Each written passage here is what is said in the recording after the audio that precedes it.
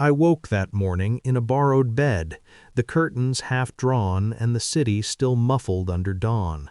My head throbbed with remnants of wine and the echo of yesterday's joke. My mouth had moved before my brain caught up, proposing marriage to Mr. Halloway, the building's janitor. And he had said yes. He had said yes, and I had laughed and gone to bed, thinking that would be the end of it. Silence stretched between us in the kitchen, where the coffee smelled too bitter and my stomach too hollow. He poured his slowly, deliberately, as if each movement were measured to test me. I watched him from the doorway, noting the quiet patience in his hands, the faint tremor in the way he set down the cup. He had agreed in jest, or so I had assumed. The knock came mid-morning, sharp, insistent, a kind of authority I hadn't felt in months. I opened the door to a man in a suit too stiff to move naturally, holding a leather briefcase and papers that smelled faintly of ink and power. He introduced himself as a lawyer.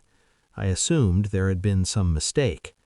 "You are now the primary beneficiary of the Halloway estate," he said, and I blinked, hearing nothing at first.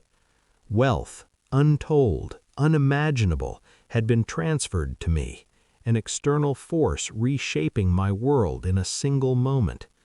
The janitor, quiet as a shadow behind him, did not smile. He just watched. In the weeks that followed, the apartment I had lost faded into memory. Each morning I walked through halls I had once considered mine, now lined with reminders of responsibility I had never sought. Bills, managers, advisors, they all arrived at once, expecting decisions, expecting me to be capable. At first I froze. The enormity of it all pressed against my chest, and I imagined running, pretending to be incapable, hiding behind my previous mistakes. But the janitor, my husband now, remained calm.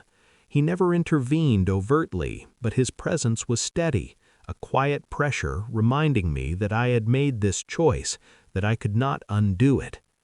I began to notice how little I had known about making decisions that mattered beyond myself. Handling wealth, managing people, navigating legal expectations, each act of competence I learned forced me to confront fear and uncertainty. I misstepped often. Advisors sighed, clerks corrected me, and yet slowly, imperceptibly, I grew. The janitor, for his part, was a silent teacher. He did not scold or lecture. He watched, sometimes commenting with precision on small errors, pointing out nuances I had ignored.